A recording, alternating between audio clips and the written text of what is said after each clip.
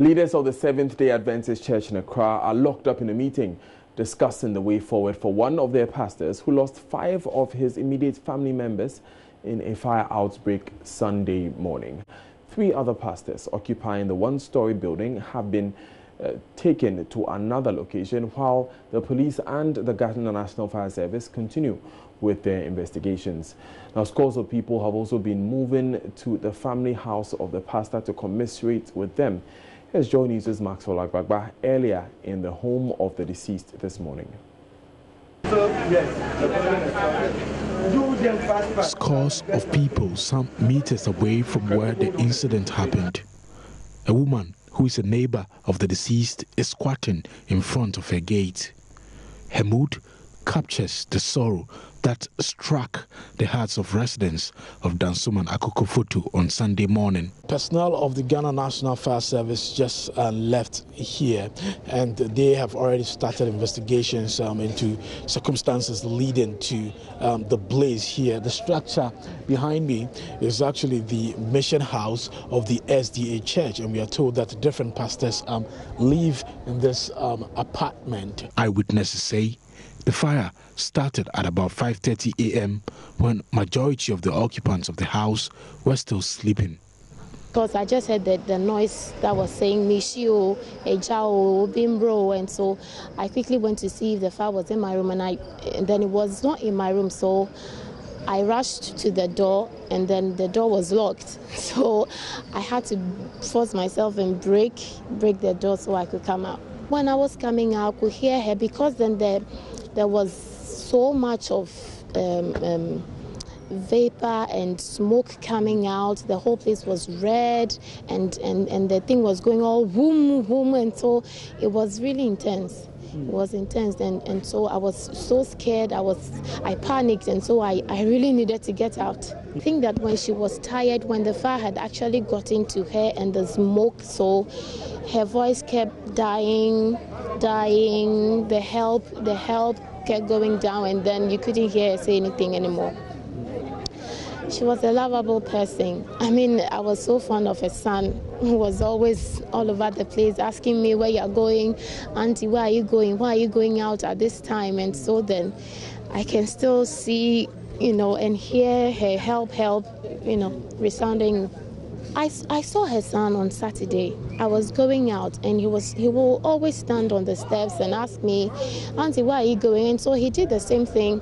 He said, Auntie, where are you going? I said, I'm going out. He said, why are you going out at this time? And I said, oh, when you grow up, you understand, because people grow up and they go out, they meet friends and all that. And he said, okay. And he kept saying, bye, Auntie, bye, bye, bye, bye. We were doing the bye back and forth until I got out of the house. The pastor's 30-year-old wife and their 2 children, one of them a 3-week-old baby, were all burnt to death. The pastor's 65-year-old mother-in-law, who had visited with another 9-year-old girl, also died in the blaze whilst he was away at a church camp meeting in the eastern region. President of the Accra City Conference of the Seventh-day Adventist Church, Pastor Solomon Hammond, is encouraging members of the church to maintain an unshaken faith in God. It has happened because nobody knows why God's man on an errand in doing God's business, this thing should happen. Let us all put our hope and trust still in the living God. He is still alive. He understands everything. The bodies of the 5 have been deposited at the morgue whilst investigations continue. Other pastors occupying some of the rooms have also been moved to a different location. Maxwell Agbagba, Joy News.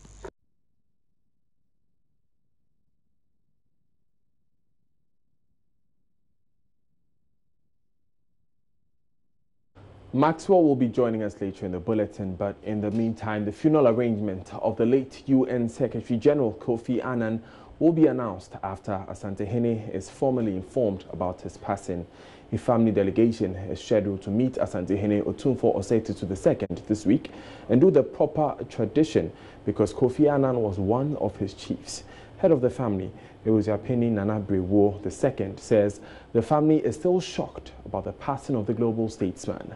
Prince Apia visited the family house in Kumasi and now reports. Now, this is the family house of the late UN Secretary General Kofi Annan. He lived here, he grew up here before he traveled to the United States to pursue his education. We are here to find out from family how they received this sad news, what it means to lose such a huge figure in the family, and what the funeral arrangements will be. We find out.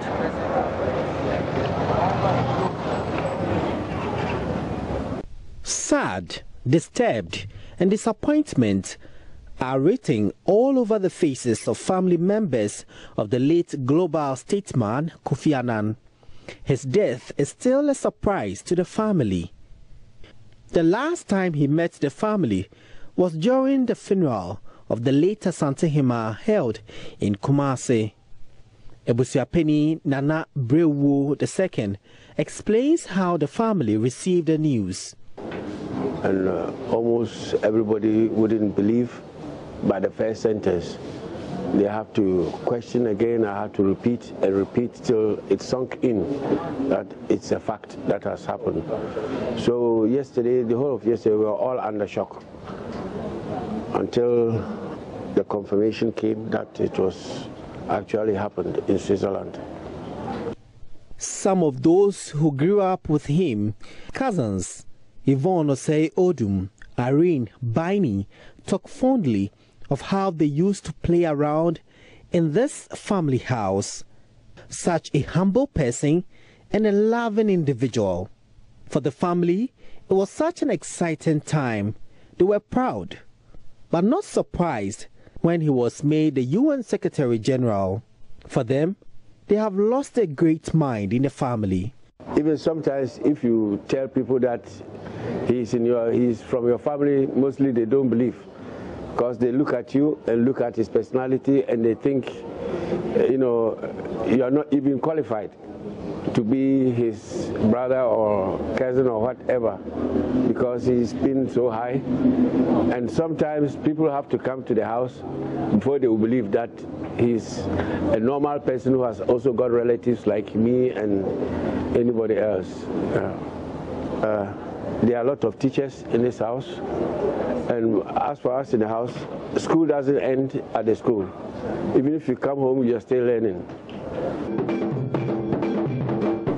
Born into a royal family, Ebusiapeni Nana Brewo II says the family will have to inform Asantehene Otumfuo II before the final funeral rite can be announced. We all know he's also Otumfuo's Musumuru, and from next week the family will appoint a delegation to go and announce to the Otumfuo that this is what has happened, and he might advise us the way forward, how the next arrangements will be. So by the 7th day celebration, we will also tell the rest of the family. He was survived by a wife and 3 children. Prince Apia reporting.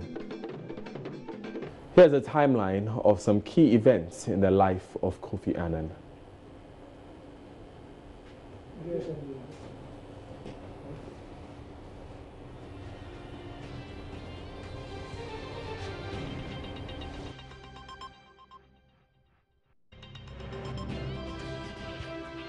Well, in 1965, he wedded Titi Alakija. These are. In 1984, he married Nani Laga Green after divorcing Titi Alakija, his first wife, a year earlier. In 1991, his twin sister, Ifata Annan, died. In 1997, one of the highlights of his career, he was appointed the 7th UN Secretary General. And in 2001, he won the Nobel Peace Prize. 2006, he ended his 10-year term as UN Secretary General. And that ends that account of the key events of the life of Kofi Annan. May his soul rest in perfect peace. Now, beginning this year, medical doctors will not be posted from the Ghana Health Service headquarters. The Ghana Health Service Council is embarking on a number of reforms to ensure that doctors compete favorably through a decentralized posting strategy to ensure equitable distribution of doctors across the country. This, according to the Director General of the Ghana Health Service, is to ensure that doctors are not concentrated in the big cities and towns, but are spread evenly across the country.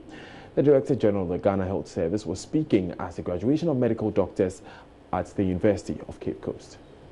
Statistics from the Ghana Health Service indicates that the service needs about 105,440 medical doctors as against the 61,756 that are at post at the moment. What remains worrying for the Ghana Health Service is the unfair distribution of doctors. Dr. Anthony Siasare is the Director General of the Ghana Health Service. The issue of inadequate and inequitable distribution of health professionals, especially doctors, continues to be a major challenge for the health sector. What is more worrying is the inequitable distribution of health workforce, in which it is skewed towards the urban areas, to the detriment of the rural and deprived communities and districts and regions. Our records show that 42% of all our doctors in the country are based in Accra, and the rest of the 58% are shared among the other 9 regions.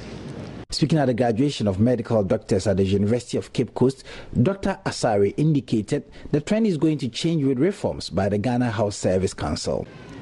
The Ghana Health Service Council has developed staffing norms and conducted human resources gap analysis for all health facilities in the country. These are being used to guide recruitment and redeployment decisions in Ghana Health Service. The service is also developing human resources information system, which will soon be launched to track health worker availability and distribution in Ghana Health Service and the country for that matter. We are going to decentralize recruitment with quotas.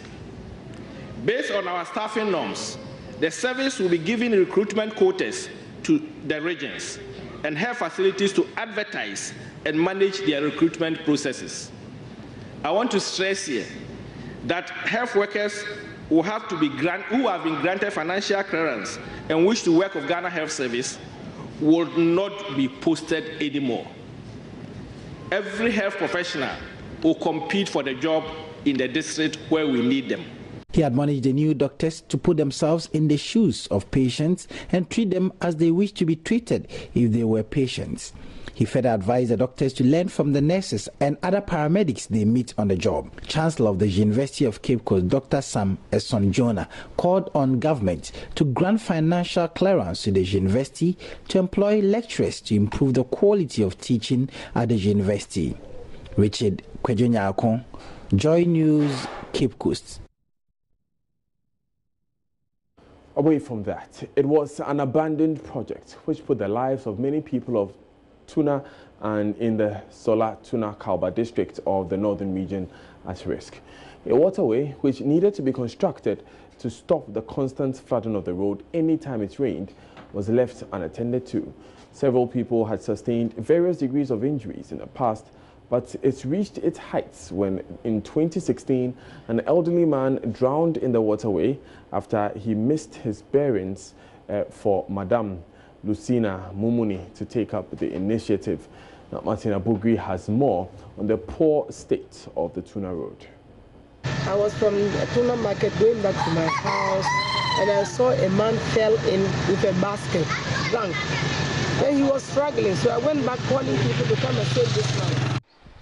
The death of an elderly man in her community forced her to use all her lifetime savings with the Jack Sally Savings and Loan Scheme to begin the construction of a culvert to save lives. Madame Lucina said she was traumatized for several days until she took a decision to begin the construction. So I arrived to the mission and I told the priest, I said, Father, please, let's come down and see Elizabeth Junction. There's a man inside with a basket dying. So Father quickly came in, and then we had to write to the police, and the police came. Then the men then went in. But then the man died, and they brought him up. He was having, we checked in the packet, he was having some medicine. He was from clinic, and I don't know what happened. It was raining. The place was flooded, making it difficult for the man to find the shoulders of the road, and then fell into the waterway. Because it was raining, and the place was not good. It was flooded. Then he couldn't locate the road and this place, so quickly he went through to the water. The man lost his life. She said she mobilized sand to begin, adding that the place, which was abandoned for several years without any attention, suddenly got the attention of the then DC to come to help. So through that, I said, I contemplated. I said, but what are we looking for money? I said, after collecting my 1 year that we do with the Jack Sally. So I started. I collected my money. That was, I got 600 Ghana cedis. So I came out the tipper truck. I said, bring me some sand here, gravel. Then they brought 5 trips and poured it. So I don't know what happened, whether they called the DCE, and they quickly, within 30 minutes, the DCE was here to call me. That mama, oh, I've seen that you are doing a good job. Kindly stop and I will help you.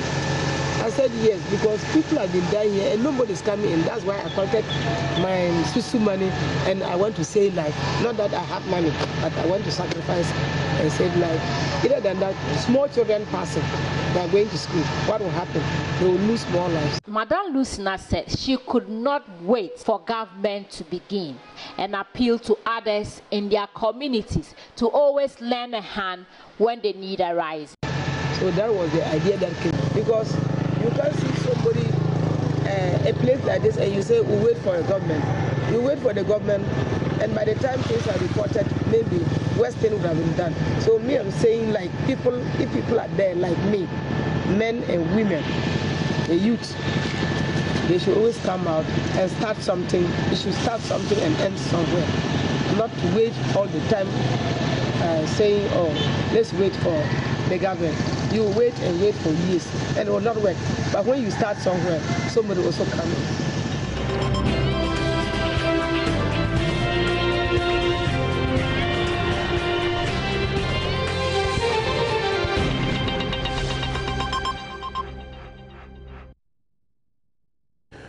Welcome back to Joy News today. Thanks for staying with us. We'll take you back to that earlier story of the pastor, the Seventh-day Adventist pastor who has lost his family. Maxwell Agbagba just returned from his family home and brings us the latest. Maxwell, what more do we know? Well, the family members, we have some family members and some church members also moving to the family house at Bawe Malam, and all of them are going there to commiserate, with the family. When we entered the family house, majority of the people we saw there were very, very inconsolable.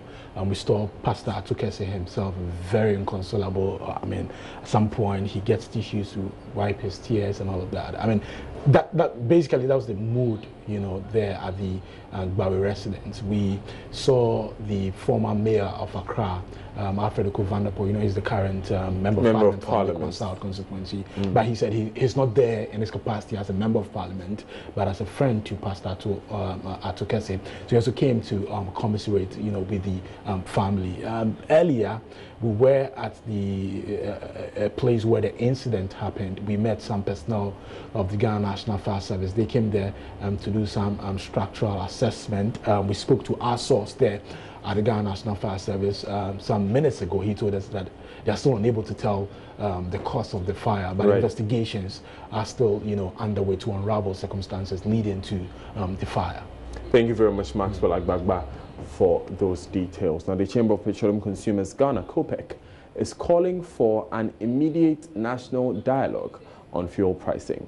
Price of petroleum products have witnessed some marginal increase at the pumps by some oil marketing companies of about 2% from previous market averages of 4.85 Ghana cedis per litre for both petrol and diesel to now 4.95 Ghana cedis per litre for both products. Executive Secretary for the Chamber of Petroleum Consumers Ghana, Kofi, Duncan Amoah, has been speaking to Roland Walker on the AM show on why some oil marketing companies failed to comply with 3 major reductions earlier this year. He added, dialogue is the way to go. A dialogue is only necessary so that both players, consumers, the government, the taxmen, and everybody in there, we could all put our arguments across. At the end of the day, the superior argument should win. The superior argument should also hinge on the fact that the public good would have to be ensured. The superior argument would also have to take into consideration what these price escalations does to the economy overall. In fact, I have had a personal conversation with the director, Ise, asking that if they could do an impact assessment, what it means when fuel prices go up by, say, 10 pesos to the entire economy. Does the economy shrink? Does it expand? Is it possible that employers who have, let's say, 300 vehicles or fleet that would spend naturally, say, 100,000, when fuel prices go up by 2%, they would have to spend 102 or 120,000 or 104,000. What does it mean to their expansion? I mean, businesses, industry. What does it mean to the transport operator? What does it mean to the teacher? So that you and I could brace up ourselves for these increases, whether it is positive to the economy or it is rather shrinking the economy. We think that off the top of our heads, it is doing damage to the economy. If we have to cushion, it means that we're going back to the days of subsidy. Let's get on the phone lines now and speak with energy expert Ishmael Ejekumhene. He's the Executive Director for Kumasi Institute for Technology and Environment, KITE. Mr. Ejekumhene, what do you make of the 2% increment that took effect on Sunday? Well,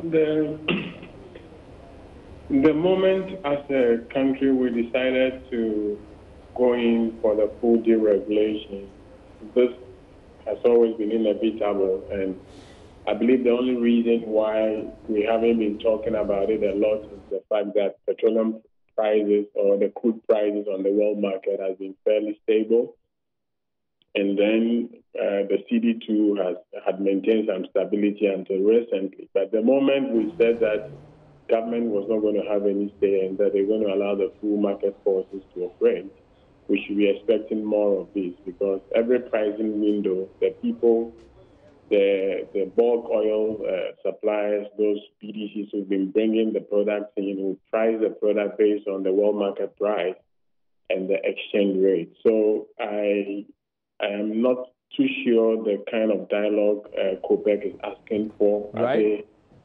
Are they asking that the dialogue, we should scrap the full deregulation, or exactly what kind of dialogue is he recommending? So let me ask your contribution then, Mr. Ejekumhene. Is there a better model than deregulation in determining the prices of fuel on the market? Not really. We tried the other model where the state has a control over how we sell at the pump, how much we sell the product at the pump, and that led us into all these, a lot of this legacy debt, and we said we were moving away from that. So at the moment, the only way we can have any say, or the government can have a say in the pricing, of course, is to say that we no longer are going to allow the full deregulation to work, or when the prices go up, we're going to probably hold on to some of our taxes that will keep the prices constant. If we don't do that, then at the moment there doesn't seem to be any alternative model, because the first one where the NPA was determining the prices led to a situation where the NPA can tell the BDCs don't use this exchange rate, even though they said it's costing us so much to even borrow money, and the exchange rate had changed by the time you land your product. So as it is at the moment, unless somebody is prepared to take some of the, maybe pay some of the costs associated in bringing some of the product or reducing some of the taxes on the product. All right. There's very little that I believe the state can do unless they change the policy. Thank you very much, Ishmael Ejekumhene, for joining us. He is an energy expert. Let's move to another sector now. And management of defunct Unibank has fought back, accusing the Bank of Ghana of contributing to its collapse. They say frequent, unusual on-site visits that saw the bank's capital adequacy ratio downgraded caused public confidence in the bank performing so well to wane. The central bank earlier this month revoked Unibank's license as it merged with 4 other banks to form Consolidated Bank, saying the banks had become insolvent. A non-executive director of the defunct bank, Professor Newman Kusi, however, believes the central bank contributed significantly to making them insolvent. My colleague, Kojo Yankson, joins me in studio with details of a letter written by Unibank to the BOG last year. Kojo, who authored this letter? What does it say? Well, first of all, the letter was dated 18th of January 2018, so it was actually written this year. It was authored by Professor Newman Kusi, who was writing on behalf of the board chairman. He addressed the letter to Dr. Kwabena Dufo. That's correct. And he addressed the letter to Mr. Osei Jesse, who is the head of Banking Supervision Department at the Bank of Ghana. Okay. But these are the people he copied in on the letter. The Vice President, the Office of the President, the Minister for National Security, as well as the Governor of the Bank of Ghana, First Deputy Governor, Head of Research, Head of Banking, and Head of Financial Markets at the Bank of Ghana. And finally, of course, his own board chair, the CEO of Unibank, Dr. Kwabena Dufo II. So that's who wrote it and who it was written to. And as you mentioned earlier, their main concern was that there were several visits, site visits by the Bank of Ghana, which they described as unconventional.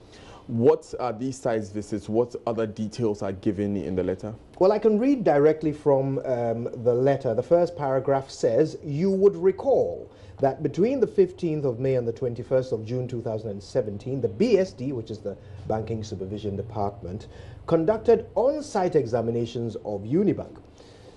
On the 15th of August, the results of the examinations were dispatched to the management of Unibank, and the results revealed that A, Unibank's reported capital adequacy ratio, which is the ratio between the capital that the bank has and their risk, of 10.7% had reduced to 8.24% following the downgrading of some loans. The total paid-up capital of Unibank as at July 2017 stood at 422.1 million Ghana cedis, which you will note is more than the current stated capital that Bank of Ghana will be enforcing from December onwards.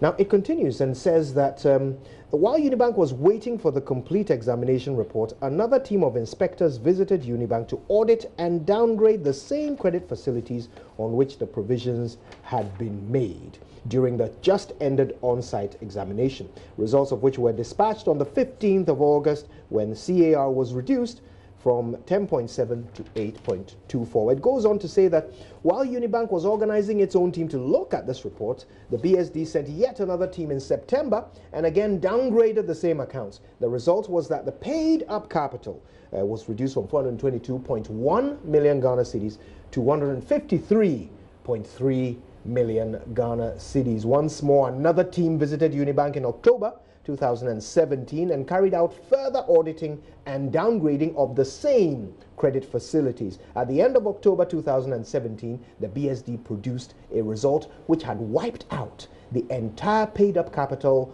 of 422.1 million and had produced a huge loss in the income surplus account. Now, they go further to explain why this is a problem.